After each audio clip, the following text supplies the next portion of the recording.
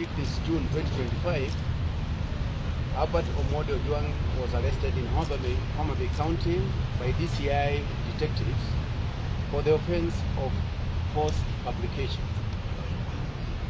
Records indicate that he was transported to Nairobi, where he was questioned by officers from the DCI headquarters on Saturday.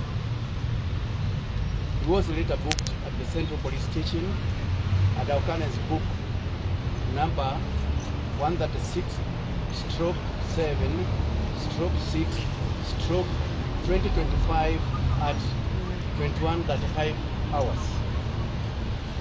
During a routine cell inspection, Ojwang was found unconscious.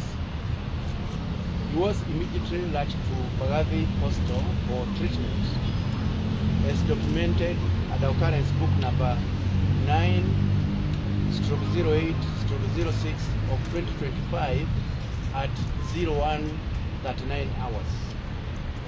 Upon arrival, he was declared dead. Given the circumstances surrounding the incident, it was necessary to investigate the death in accordance with regulations governing death in police custody,